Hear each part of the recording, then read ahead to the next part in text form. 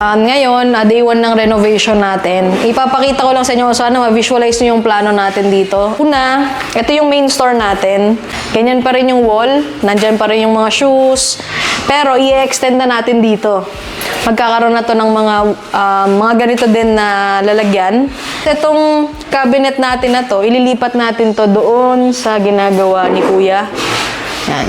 Doon sa wall na yan. So, itong original counter natin na to, syempre, re-repair natin to, i-move natin sa kabila. So, nakasara na yan, nakasagad na doon. First day to ng renovation natin, medyo madami pa tayong bibilhin.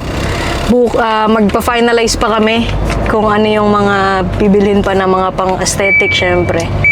So, ayun, abangan nyo yung bago nating store, collectors.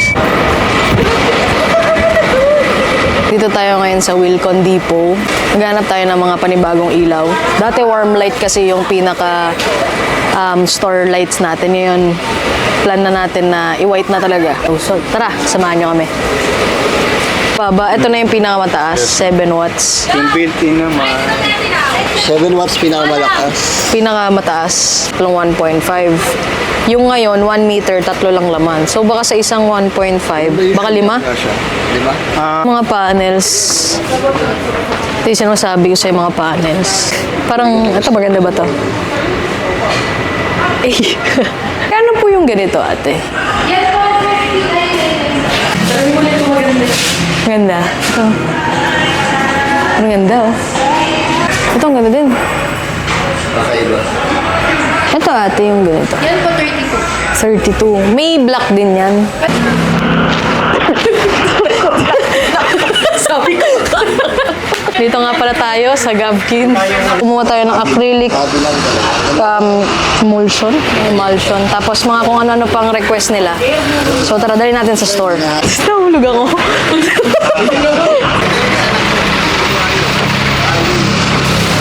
Na-late tayo ng tapos nagkaroon ng delays. Which is hindi naman maiiwasan yun. Syempre may mga kailangan tayong asikasuhin pa na iba. So, ayun, collectors, after ilang araw ba? Mga 6 days yata. Almost a week, 80% completion na yung ating bagong store. At pwede na natin siyang ipakita sa inyo yung mga bagong meron tayo sa store.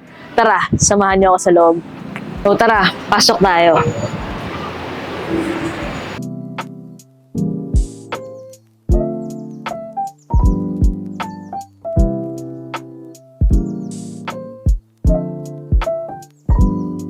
Welcome sa ating bagong store, collector. So, itong side na to, kung mapapansin nyo, wala na yung rack natin dito. So, mas ginawa natin cleaner look.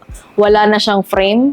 Itong wood panel natin dito, ginawa natin siyang lalagyanan ng mga bags. Painting ulit, jade swayan. Tapos, instead na yung frame, ginawa natin siya ng mga lalagyanan pa ng shoes. Para ito ding part na to, ay may makita din shoes dito. Yung blankong space dito, magiging mirror din siya, kasing size ng current mirror natin sa kabilang side naman. Itong shelves, paggawa din tayo, same din ng material as dito sa ating clothes rack, tsaka dun sa bag.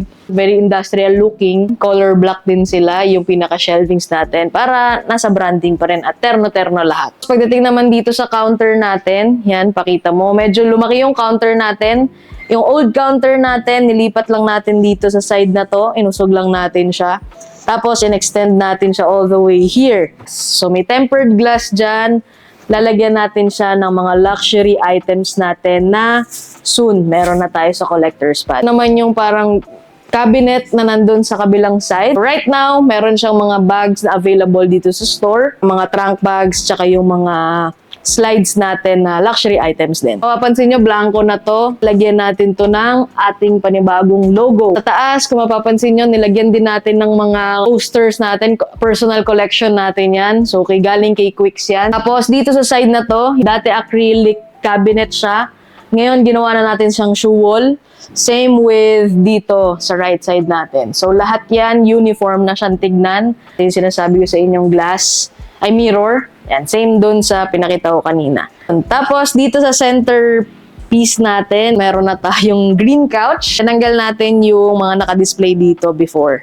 Sa flooring din pala, as you can see, vinyl na siya. So, gray lang din.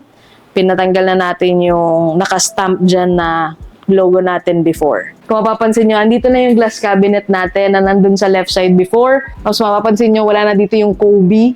Hinati na natin siya. Here, dito sa main store, meron siyang daanan papunta doon sa ating gagawan na Art and Toy Lounge. Hindi pa kompleto yung art lounge natin, pero soon, doon naman tayo magtutour. That's it, collectors. Ito na yung panibago nating store. Sana bumisita kayo, customers namin, makita namin kayo ulit at ma-feel nyo naman yung bago nating store. Again, this is Lane from Collector's Pad and we are located at NS Amoranto, Corner Speaker Perez, Quezon City. See you here, collectors!